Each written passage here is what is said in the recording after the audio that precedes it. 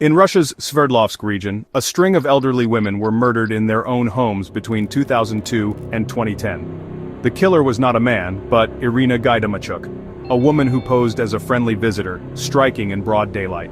Her victims were grandmothers and widows, women who had survived decades of hardship, only to fall to a predator hiding behind trust. Authorities, blinded by bias, searched for a male suspect, allowing Irina to continue her spree for years. Today, we unravel the chilling story of Satan in a Skirt, a case that shattered Russia's assumptions about evil. In the struggling towns of Sverdlovsk, Irina Gaidamachuk exploited the loneliness of elderly women. Disguised as a social worker, she gained entry with promises of help, then killed with brutal efficiency, her motive money for vodka. No forced entry, just trust betrayed. 17 confirmed victims, each lured by the hope of state aid.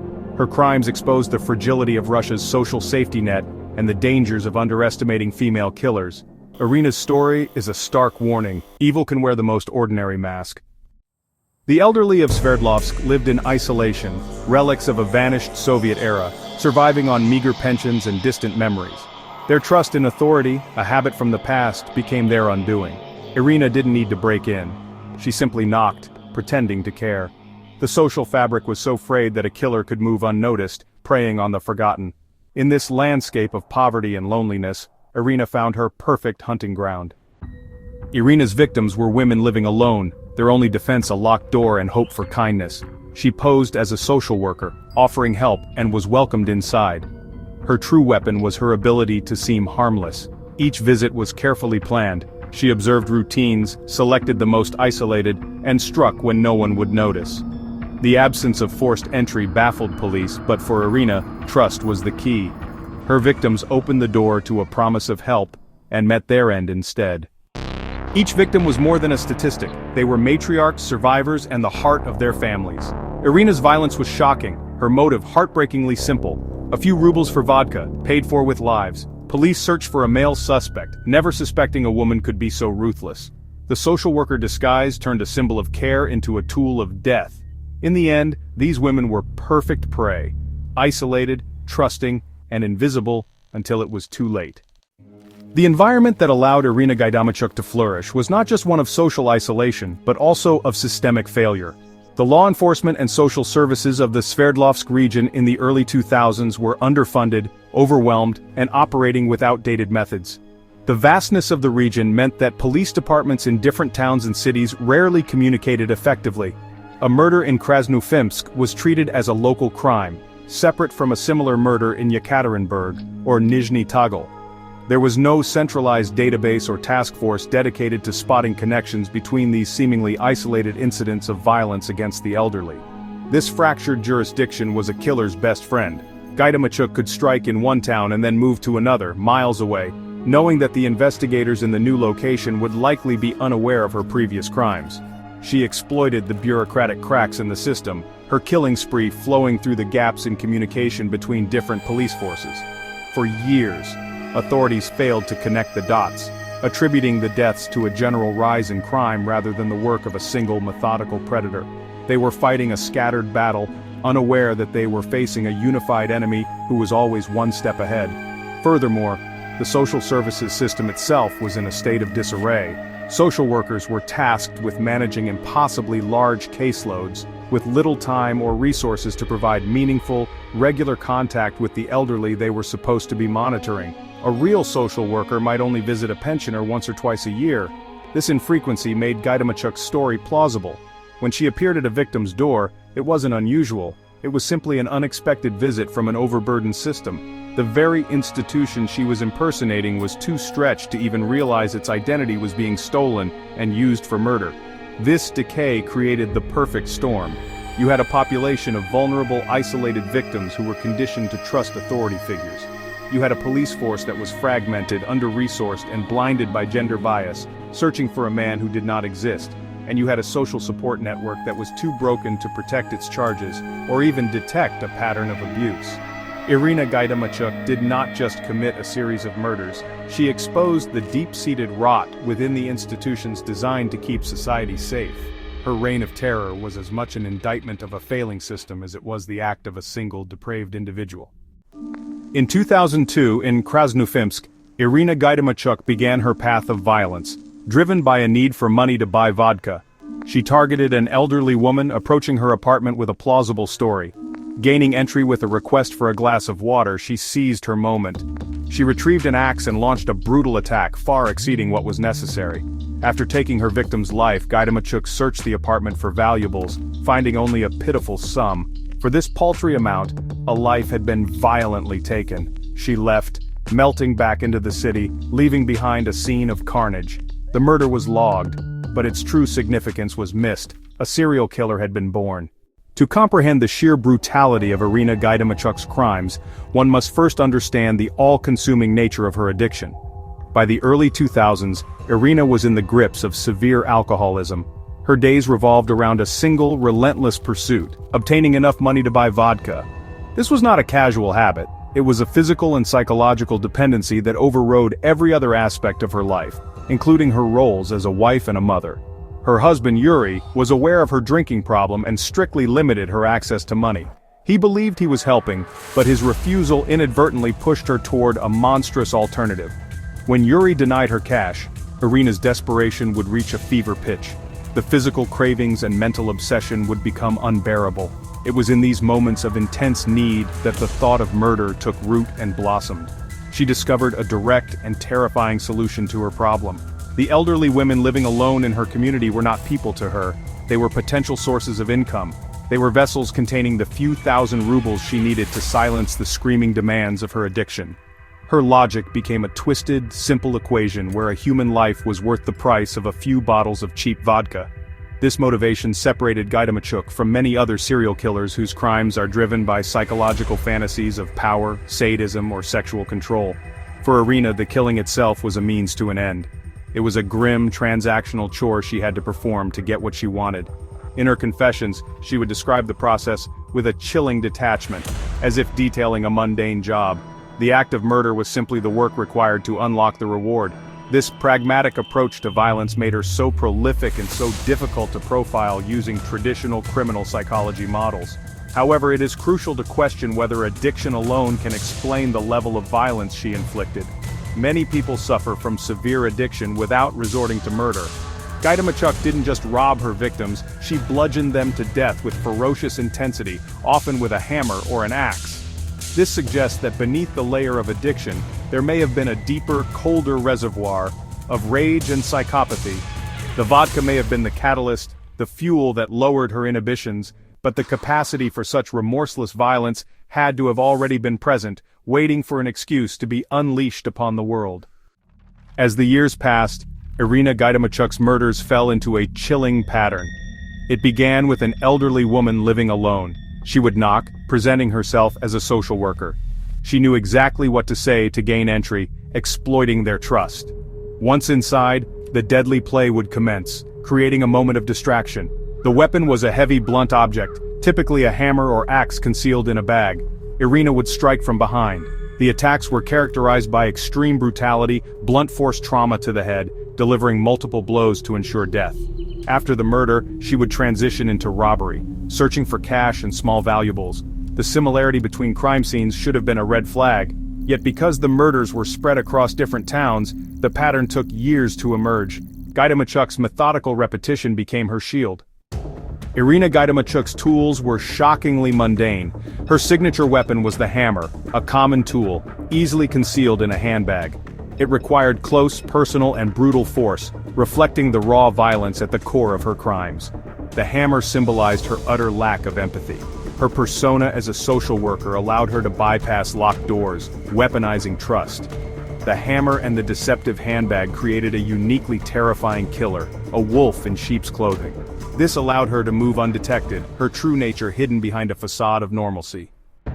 Between 2002 and 2010, Irina Gaidamachuk left a trail of at least 17 confirmed victims. Her violence coincided with her desperate need for alcohol. When her vodka ran dry, she would go hunting. This cyclical nature made her pattern harder to detect. She moved between different cities, confusing law enforcement. The sheer duration of her spree is a testament to her ability to evade capture and her own cunning. Her ordinary appearance provided the perfect cover. The river of alcohol demanded a river of blood to sustain it. For the price of a used car, 17 women were brutally killed. One of the most chilling aspects of Irina Gaidamachuk's 8-year reign of terror was her profound ability to blend in. She was a wife and a mother, living a seemingly ordinary domestic life. To her neighbors, she was just Irina, a quiet woman who kept to herself. This veneer of normalcy was her greatest asset. It was a perfect camouflage that allowed the monster to walk freely among her potential victims, completely unseen. In one reality, she was a homemaker struggling with a drinking problem. In her other secret reality, she was a ruthless and methodical predator. After committing a brutal murder, Gaidamachuk would simply go home, then resume her duties as a wife and mother as if nothing had happened. Her husband Yuri was oblivious for years. She was a monster hiding not in the shadows, but in the brightly lit spaces of domesticity. The primary reason Irina Gaidamachuk evaded capture for nearly a decade can be attributed to a critical failure within the law enforcement agencies, a profound and stubborn gender bias. In the world of Russian policing in the early 2000s, the profile of a serial killer was rigidly defined. They were men. They were often driven by dark sexual fantasies, a lust for power, or extreme psychopathy that manifested in overtly aggressive ways. The concept of a female serial killer, especially one who used such brutal physical force as a hammer or an axe, simply did not fit their template. It was a possibility that was not seriously considered for years. This investigative blindness had devastating consequences. As the bodies of elderly women began to accumulate across the Sverdlovsk region, police task forces were assembled, but their efforts were consistently pointed in the wrong direction. They developed profiles of male suspects, a transient, a drug addict, a burglar with a history of violence. They questioned hundreds of men. They arrested and even wrongfully convicted at least one man for one of Gaidamachuk's crimes. All the while, the real killer was a woman, moving freely and continuing her spree, protected by the investigators' own deeply ingrained prejudices. Even when clues pointed toward a female perpetrator, they were often dismissed or misinterpreted. Some surviving victims described their assailant as a woman, yet these accounts were sometimes questioned or given less weight, perhaps under the assumption that the traumatized elderly victims were confused. The police were so convinced they were hunting a man that they could not see the truth even when it was presented to them. This was not just a simple oversight. It was a systemic failure of imagination, a refusal to believe that a woman could be the agent of such sustained and savage violence. This bias highlights a broader societal issue. We are culturally conditioned to view women as nurturers, as victims of violence rather than perpetrators of it. This stereotype becomes dangerous when it creates blind spots for law enforcement. Gaidamachuk exploited this bias. Her gender was an invisibility cloak. It allowed her to operate without fear of being profiled correctly. The police were hunting for a wolf, never suspecting that the killer they sought was a wolf in sheep's clothing, a Satan in a skirt whose existence they refused to contemplate until it was far too late. As the years wore on, Irina Gaidamachuk's criminal activities escalated in geographic scope and frequency. She expanded her hunting grounds across the Sverdlovsk Oblast, committing murder in different towns, then returning home. This nomadic approach turned the vastness of the region into her personal shield. By spreading her crimes out, she minimized the risk of a pattern being detected, exploiting the fractured nature of regional law enforcement, turning their lack of communication into a deadly advantage. Her killing spree was a regional crisis hiding in plain sight. This escalation suggests a growing confidence. She had fully embraced her identity as a serial killer. The cycle of addiction and violence was now rolling across the entire region. The widening gyre of her violence created an ever-expanding web of tragedy. With years of successful murders, confidence and carelessness crept into Irina Gaidamachuk's methods. Early caution gave way to hubris, leading to mistakes. She was getting sloppy, and the odds of her being caught were rising. She became less concerned about leaving traces, sometimes failing to wear gloves. She became bolder, striking in buildings with higher visibility. People noticed the strange woman posing as a social worker. This erosion of caution set the stage for her downfall. She underestimated investigators and a single observant witness. She was making mistakes, leaving a trail that would lead the police to her. Her long run was nearing its end.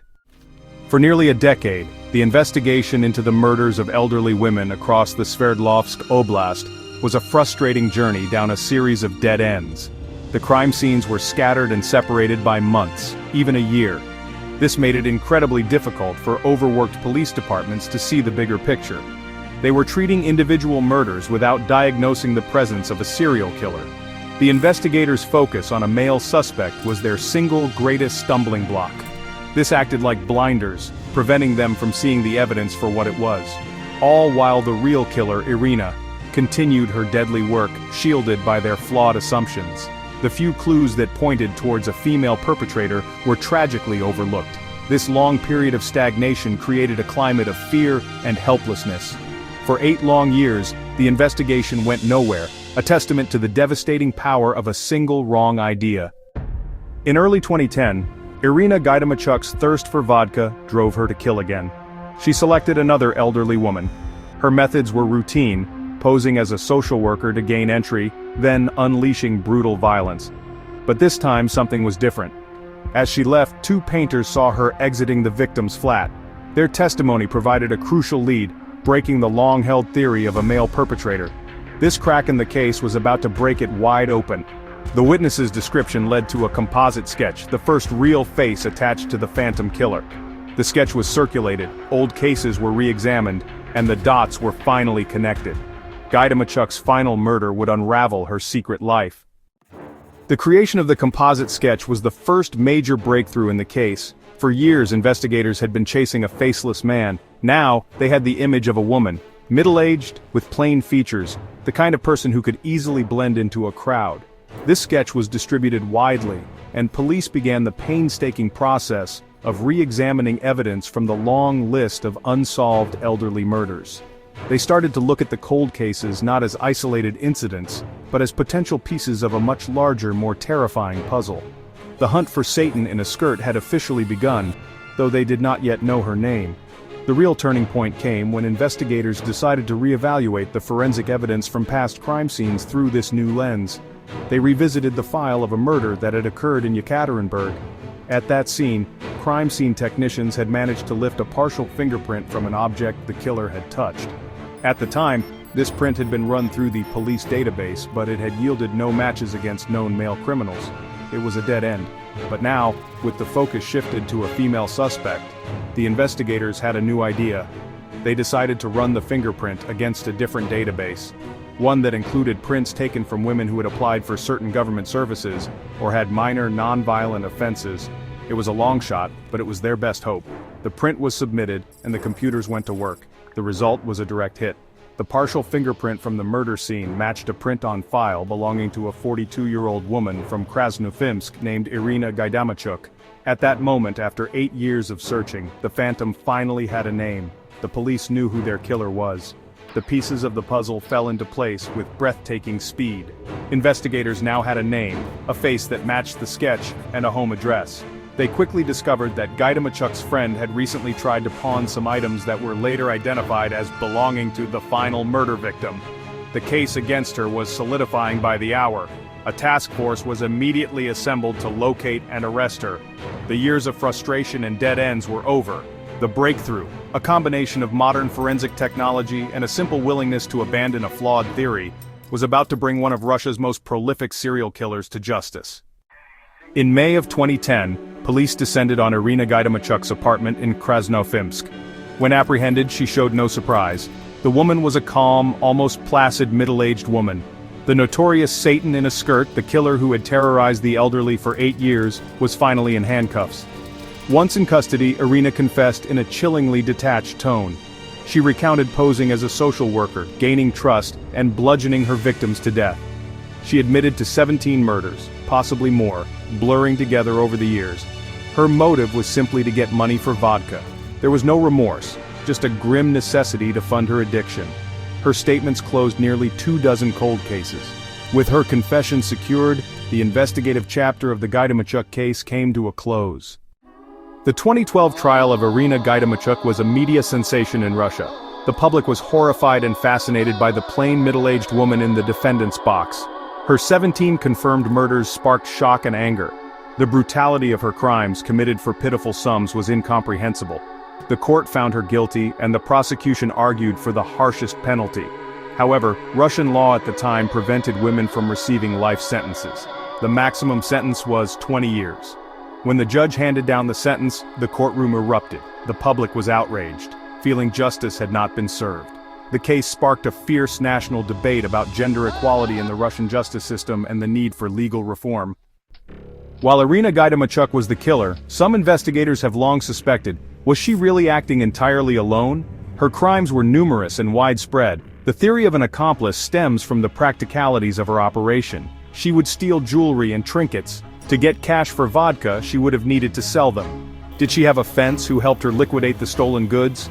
Gaidamachuk was not a sophisticated criminal. She was an alcoholic driven by a desperate need. During the investigation, police looked into her associates. No solid evidence of an accomplice was ever found, leaving it an unsettling theory. Furthermore, there is the question of her husband Yuri. He lived with her for 8 years. While he maintained he had no idea, some find it difficult to believe. While there is no evidence he was involved, his lack of suspicion has been debated. The official investigation concluded she acted alone. The theory of an accomplice remains a theory. The most terrifying truth is that Irina Gaidamachuk was a self-contained unit of evil. The central haunting question that remains in the case of Irina Gaidamachuk is what truly drove her. What transforms a wife and mother into a remorseless serial killer who bludgeons the elderly for pocket change? The simplest answer, and the one she provided herself, is addiction. Her entire criminal career was a means to an end, funding her desperate need for vodka. From this perspective, the murders were not born of malice but of a disease that had hijacked her brain, overriding her moral compass and reducing human life to an obstacle between her and her next drink. Her actions, though monstrous, could be seen as the tragic endpoint of untreated alcoholism. However, many experts believe that addiction alone is an incomplete explanation. Millions suffer from severe addiction, yet they do not become serial killers. The level of sustained, brutal violence suggests something darker at her core. The choice of a hammer or axe requires a close physical act of will. This points towards underlying psychopathy, a profound lack of empathy, and a capacity for cruelty that was unleashed by alcoholism, not created by it. The addiction was the motive, but pre-existing evil was the mechanism. This theory is supported by her demeanor during trial. She displayed chilling emotional detachment, a complete absence of remorse, guilt, or shame. She spoke of her victims with unnerving indifference, her primary regret being that she was caught. This coldness is a hallmark of psychopathy. Gaidamachuk was always a psychopath, but her condition remained dormant until addiction provided the catalyst for it to manifest horrifically. The vodka didn't make her a monster, it gave the monster a reason to hunt. We may never fully untangle the knot of addiction and evil in her mind. Was she a victim of disease driven by forces beyond control, or a cold-blooded predator using addiction as an excuse? The truth lies in a terrifying combination of both. She represents a perfect storm where addiction collided with a vacant soul, creating a rare, dangerous killer, one who killed without passion but with cold, pragmatic efficiency. The case of Irina Gaidamachuk, dubbed Satan in a Skirt, closed with a prison sentence, but the story haunts the Russian consciousness. For nearly a decade, a monster walked in daylight, concealed because she was a woman. Her crimes exposed the fragility of systems designed to protect the vulnerable. The trust of her elderly victims was twisted into a weapon. The story is a chilling case study in institutional bias. Law enforcement failed to consider a female perpetrator, allowing Gaidamachuk to continue her work. It cost 17 lives. Evil does not adhere to gender stereotypes. The Gaidamachuk affair casts a shadow over elder care and social support. She preyed on the lonely, women left isolated. It was a systemic failure Gaidamachuk exploited.